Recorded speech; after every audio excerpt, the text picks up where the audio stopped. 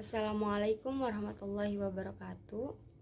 Perkenalkan, nama saya Gina Rahmatillah dengan nomor NIM 23 12 183. Saya dari kelas PAI 4C dan saya dari kelompok 10 akan menjelaskan mata kuliah pengembangan kurikulum tentang implementasi kurikulum. Apa itu implementasi? Implementasi adalah suatu tindakan atau pelaksanaan dari sebuah rencana yang sudah disusun secara matang dan terperinci. Implementasi biasanya dilakukan setelah perencanaan sudah dianggap sempurna. Menurut Hamzah, implementasi pembelajaran adalah diterapkannya proses interaksi antara peserta didik dengan pendidik dan sumber belajar dalam lingkungan belajar. Interaksi belajar saling bertukar informasi. Implementasi pembelajaran merupakan tindakan atau pelaksanaan dari sebuah perencanaan yang disusun dalam proses pembelajaran secara matang dan terperinci. Menurut Nurdin Usman, implementasi adalah menuju pada aktivitas, tapi suatu kegiatan yang sudah direncanakan dan untuk mencapai tujuan kegiatannya. Menurut Purwanto dan Sulistiastuti, implementasi intinya adalah kegiatan untuk menyalurkan keluaran kebijakan atau to deliver policy output yang dilakukan oleh para implementer kepada kelompok sasaran atau target group sebagai upaya untuk mewujudkan kebijakan. Guntur Setiawan berpendapat implementasi adalah aktivitas yang luas dan saling menyesuaikan proses interaksi antara tujuan dan tindakan supaya dapat mencapainya serta memerlukan jaringan pelaksanaan yang efektif. Dapat kita simpulkan, implementasi adalah proses pelaksanaan rencana yang telah disusun secara matang dengan tujuan untuk mencapai perubahan atau hasil yang diinginkan. Implementasi melibatkan serangkaian tindakan yang terstruktur, interaksi antara berbagai elemen, dan penyaluran keluaran kebijakan pada kelompok sasaran. Materi selanjutnya yakni tujuan implementasi kurikulum. Terdiri dari dua tujuan. Yang pertama, tujuan institusional. Tujuan ini berkaitan dengan hasil akhir yang ingin dicapai oleh suatu lembaga pendidikan secara keseluruhan. Setiap sekolah atau institusi pendidikan memiliki visi dan misi yang menggambarkan arah dan cita-cita pendidikannya. Tujuan institusional mencerminkan bagaimana suatu sekolah ingin membentuk peserta didiknya agar sesuai dengan nilai-nilai yang dianut oleh lembaga tersebut. Misalnya, sekolah berbasis keagamaan akan menitikberatkan pada pembentukan akhlak dan moral yang sesuai dengan ajaran agama. Sementara, sekolah berbasis kejuruan akan lebih fokus pada keterampilan kerja. Tujuan yang kedua yakni tujuan kurikuler. Tujuan ini lebih spesifik dibanding tujuan institusional karena berhubungan langsung dengan capaian pembelajaran dalam setiap mata pembelajarannya atau bidang studi. Tujuan kurikuler berfungsi sebagai panduan dalam menentukan materi pembelajaran, metode pengajaran, serta evaluasi hasil belajar siswa. Dengan kata lain, tujuan kurikuler membantu memastikan bahwa setiap mata pelajaran yang diajarkan berkontribusi pada pencapaian tujuan pendidikan yang lebih luas sesuai dengan standar yang telah ditetapkan oleh kurikulum nasional. Implementasi kurikulum juga bertujuan untuk memastikan relevansi antara ide kurikulum dengan kehidupan sosial, politik, budaya, ekonomi, ilmu pengetahuan, dan teknologi. Hal ini penting agar peserta didik dapat mengembangkan kompetensi yang sesuai dengan kebutuhan masyarakat dan perkembangan zaman. Materi selanjutnya yakni manfaat implementasi kurikulum. Terdiri dari 6 manfaat, yakni yang pertama, peningkatan kualitas pembelajaran. Kurikulum yang dirancang dengan baik kemungkinan proses pembelajaran yang lebih terstruktur dan fokus pada pengembangan kompetensi siswa. Hal ini membantu siswa memahami materi secara mendalam dan aplikatif. Yang kedua, fleksibilitas bagi guru dan siswa. Kurikulum merdeka misalnya memberikan kebebasan kepada guru untuk mengembangkan metode pembelajaran yang inovatif sesuai dengan kebutuhan siswa. Siswa juga diberikan ruang untuk mengeksplorasi minat dan bakat secara mandiri. Yang ketiga, pengembangan karakter dan keterampilan. Selain pengetahuan akademis, kurikulum yang komprehensif menekankan pada pembentukan karakter, keterampilan sosial, dan emosional siswa. Hal ini penting untuk mempersiapkan mereka menghadapi tantangan di masa depan. Manfaat yang keempat, yakni penyederhanaan administrasi. Dengan kurikulum yang terstruktur, beban administrasi bagi guru dapat dikurangi, sehingga mereka dapat lebih fokus pada proses pembelajaran dan interaksi dengan siswa. Yang kelima, peningkatan partisipasi aktif siswa. Kurikulum yang menekankan pembelajaran interaktif mendorong siswa untuk lebih aktif berpartisipasi dalam proses belajar, meningkatkan rasa percaya diri dan keterampilan komunikasi mereka. Yang keenam, adaptasi terhadap perkembangan zaman. Implementasi kurikulum yang dinamis memungkinkan penyesuaian materi dan metode pembelajaran sesuai dengan perkembangan teknologi dan kebutuhan masyarakat saat ini. Selain itu, terdapat peran implementasi kurikulum terdiri dari 4 peran, yakni yang pertama, sebagai panduan dalam proses pembelajaran, kurikulum menjadi pedoman utama dalam merancang proses pembelajaran, yang dimana guru menggunakan kurikulum untuk menentukan tujuan pembelajaran, menyusun silabus, memilih metode pengajaran yang efektif, serta mengevaluasi hasil belajar siswa. Panduan ini memastikan bahwa pembelajaran berjalan dengan sistematis dan sesuai dengan kompetensi yang diharapkan. Yang kedua, sebagai alat untuk mencapai tujuan pendidikan. Implementasi kurikulum dirancang untuk mewujudkan tujuan pendidikan nasional, yaitu mencerdaskan kehidupan anak bangsa dan mengembangkan manusia Indonesia yang beriman, bertakwa, berakhlak mulia, berilmu, kreatif, serta bertanggung jawab. Kurikulum membantu dalam membentuk karakter peserta didik sesuai dengan nilai-nilai yang dijunjung tinggi oleh masyarakat dan negara. Yang ketiga, sebagai sarana adaptasi terhadap perkembangan zaman. Kurikulum harus selalu mengikuti perkembangan ilmu pengetahuan, teknologi, dan kebutuhan masyarakat. Dengan implementasi yang baik, kurikulum dapat memberikan keterampilan yang relevan bagi peserta didik sehingga mereka siap menghadapi tantangan global dan perkembangan industri yang terus berubah. Yang keempat, sebagai pendorong inovasi dalam pembelajaran, implementasi kurikulum mendorong guru untuk lebih kreatif dalam mengembangkan metode pembelajaran. Dengan kurikulum yang fleksibel, guru dapat menggunakan pendekatan yang inovatif seperti pembelajaran berbasis proyek, pembelajaran berbasis teknologi, dan pendekatan saintifik yang dapat meningkatkan minat belajar siswanya. Selain peran implementasi kurikulum, terdapat juga fungsi-fungsi implementasi kurikulum yang terdiri dari 6 fungsi implementasi kurikulum. Yang pertama, fungsi penyesuaian, yang dimana implementasi kurikulum membantu siswa beradaptasi dengan lingkungan sosial, budaya, dan teknologi di sekitarnya. Kurikulum dirancang agar relevan dengan kondisi sosial ekonomi masyarakat, sehingga lulusan dapat berkontribusi secara aktif dalam kehidupan bermasyarakat. Yang kedua, fungsi integrasi kurikulum membantu membentuk peserta didik agar memiliki kepribadian yang seimbang antara aspek intelektual, emosional, sosial, dan moral. Dengan demikian, kurikulum berperan dalam membangun identitas nasional dan memperkuat persatuan dalam keragaman dan keberagamannya. Yang ketiga, fungsi diferensiasi. Setiap individu memiliki keunikan dalam hal minat, bakat, dan potensi. Implementasi kurikulum harus memberikan ruang bagi peserta didik untuk mengembangkan keunggulan masing-masing melalui berbagai jalur pendidikan seperti pendidikan vokasi, akademik, serta inklusif.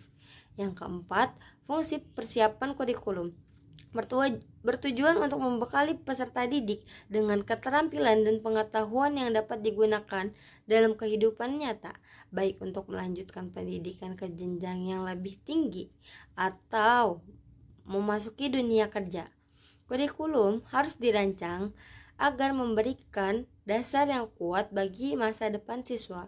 Yang kelima, fungsi seleksi kurikulum. Menyediakan berbagai mata pelajaran dan program yang dapat dipilih sesuai dengan minat dan kemampuan peserta didik. Hal ini memberikan kesempatan bagi mereka untuk mengeksplorasi bidang yang mereka sukai dan memiliki potensi di dalamnya. Yang keenam, fungsi diagnostik. Kurikulum memungkinkan guru untuk mengidentifikasi kelebihan dan kelemahan peserta didik melalui berbagai metode evaluasi. Dengan demikian, strategi pembelajaran dapat disesuaikan untuk membangun setiap siswa mencapai potensi maksimal mereka. Selanjutnya, ada tahapan-tahapan implementasi kurikulum. Menurut Mulyasa, beberapa hal yang perlu diperhatikan dalam implementasi kurikulum adalah perencanaan kurikulum, pelaksanaan kurikulum, dan penilaian terhadap pelaksanaan kurikulum. Hal ini senada dengan apa yang disampaikan Umar Hamalik. Secara garis besar, tahapan implementasi kurikulum meliputi tahapan perencanaan, pelaksanaan, serta evaluasi. Yang pertama, tahapan perencanaan, menetapkan tujuan tertulis dalam visi dan misi satuan pendidikan. Usaha ini guna menetapkan strategi, kebijakan, program, prosedur, metode, sistem, anggaran, dan standar yang dibutuhkan untuk mencapai tujuan yang telah ditetapkan. Yang kedua, tahapan pelaksanaan. Pelaksanaan sebagai usaha menjadikan perencanaan menjadi kenyataan dengan berbagai teknik atau alat yang digunakan. Waktu pencapaian, pihak yang terlibat dalam pelaksanaan dengan berbagai pengarahan dan motivasi agar setiap yang terlibat dapat melaksanakan kegiatan secara optimal sesuai peran tugas dan tanggung jawab masing-masing. Yang ketiga, yaitu tahap evaluasi. Evaluasi adalah proses penilaian suatu berdasarkan kriteria tertentu yang akan menghasilkan kumpulan data atau informasi yang dibutuhkan. Dengan hasil dan informasi yang diperoleh, maka akan mempermudah dalam menentukan nilai yang selanjutnya dapat dijadikan acuan penentuan kebijakan pendidikan pada umumnya maupun pengambilan keputusan dalam kurikulum. Materi selanjutnya yakni implementasi kurikulum, sebuah proses pengembangan kurikulum. Pengertian implementasi kurikulum dalam pengembangan kurikulum. Implementasi kurikulum adalah proses penerapan rancangan kurikulum ke dalam praktik pembelajaran di sekolah. Proses ini melibatkan berbagai pihak, termasuk guru, kepala sekolah, siswa, orang tua, dan pemerintahan. Implementasi kurikulum bertujuan untuk memastikan bahwa kurikulum yang telah dirancang dapat dijalankan sesuai dengan tujuan pendidikan yang diharapkan. Menurut Nana Syohdin Sukmadinata, pengembangan kurikulum adalah suatu proses perencanaan, implementasi, dan evaluasi yang dilakukan untuk meningkatkan efektivitas pembelajaran. Implementasi merupakan salah satu tahap krusial dalam pengembangan kurikulum, karena pada tahapan inilah kurikulum benar-benar diuji dalam situasi nyata. Menurut Mulyasa, terdapat beberapa tahapan dalam implementasi kurikulum sebagai bagian dari proses pengembangannya. Terdapat beberapa tahapan dalam implementasi kurikulum sebagai bagian dari proses pengembangannya. Yang pertama, perencanaan implementasi kurikulum. Menentukan strategi pembelajaran yang sesuai dengan kurikulum, menyiapkan bahan ajar, media pembelajaran, serta sarana dan prasarana, melakukan pelatihan bagi guru dan tenaga pendidik agar memahami kurikulum secara menyeluruh. Yang kedua, pelaksanaan implementasi kurikulum. Guru menerapkan metode pembelajaran yang telah disesuaikan dengan kurikulum. Interaksi antara guru dan siswa berlangsung sesuai dengan rencana pembelajaran. Evaluasi secara berkala dilakukan untuk menilai efektivitas kurikulum dalam meningkatkan hasil belajar siswanya. Yang ketiga, evaluasi dan revisi kurikulum. Evaluasi dilakukan untuk mengukur efektivitas kurikulum dalam pencapaian tujuan pembelajaran. Hasil evaluasi digunakan untuk melakukan revisi dan perbaikan terhadap kurikulum agar lebih relevan dengan kebutuhan peserta didik dan perkembangan zaman. Selain itu, terdapat beberapa faktor yang mempengaruhi implementasi kurikulum. Beberapa faktor yang mempengaruhi keberhasilan implementasi kurikulum dalam proses pengembangan kurikulum antara lain, yang pertama, terdapat kesiapan guru. Guru sebagai pelaksanaan utama harus memiliki kompetensi pedagogik dan pemahaman yang baik terhadap kurikulum agar dapat menerapkannya dengan efektif. Yang kedua, dukungan sarana dan prasarana. Ketersediaan fasilitas pendidikan seperti laboratorium, perpustakaan, dan media pembelajaran sangat berpengaruh terhadap efektivitas implementasi kurikulum. Yang ketiga, partisipasi peserta didik. Implementasi kurikulum akan berjalan lebih baik jika peserta didik memiliki motivasi belajar yang tinggi dan aktif dalam kegiatan pembelajarannya. Yang keempat, kebijakan pendidikan. Kebijakan yang dibuat oleh pemerintah dan lembaga pendidikan harus mendukung penerapan kurikulum dengan penyediaan pedoman dan regulasi yang jelas. Faktor-faktor yang mempengaruhi implementasi kurikulum. Keberhasilan implementasi kurikulum akan sangat dipengaruhi oleh banyak faktor. Salah satunya adalah masalah manajemen implementasi kurikulum. Menurut penelitian Silver, menemukan bahwa inisiatif dan kebijakan nasional dan terutama School Policy Management berpengaruh terhadap implementasi kurikulum di sekolah. Sementara dari hasil penelitian Newsted, ditemukan bahwa kendala-kendala implementasi kurikulum baru, terutama terkait dengan kekurangan jelasan substansi isi kurikulum yang berimplikasi pada implementasi, kekurangan siapan guru, kondisi kemampuan santri, serta budaya sekolah. Implementasi kurikulum dipengaruhi oleh 3 faktor, yaitu yang pertama, karakteristik kurikulum. Faktor ini mencakup ruang lingkup bahan ajar, tujuan, fungsi, sifat, dan sebagainya. Ciri khas kurikulum berbeda-beda, oleh karenanya guru sebagai subjek utama dalam pengembangan kurikulum harus segera beradaptasi dengan perubahan kurikulum yang akan diterapkan. Contoh, dalam kurikulum 13 atau Kurtilas memiliki karakteristik dalam pembelajaran berupa kompetensi dasar dan kompetensi inti. Dalam kompetensi inti dibagi menjadi 4 macam, yaitu KL1 bagian religiusitas, KL2 yaitu bagian sosial, yang KL3 tentang pengetahuan siswa, dan KL4 tentang keterampilan yang dimiliki siswa.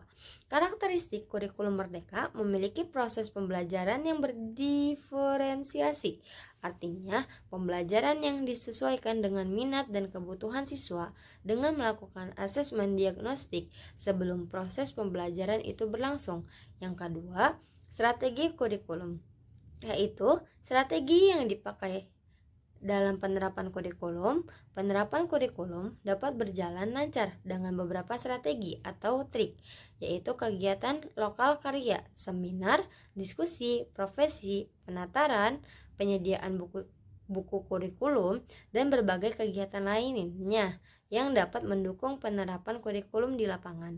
Pada kegiatan ini dapat dikupas tuntas bagaimana penerapan kurikulum tersebut dilaksanakan di satuan pendidikan, bagaimana menghadapi kendala dan hambatan yang akan terjadi dalam proses penerapan kurikulum tersebut.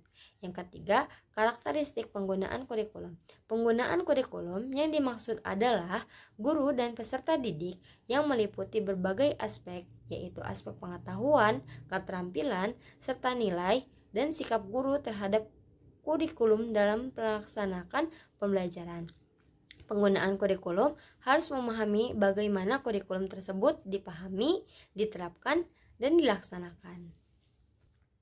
Kesimpulan dari materi ini yaitu implementasi kurikulum adalah penerapan rencana pembelajaran untuk mencapai tujuan pendidikan.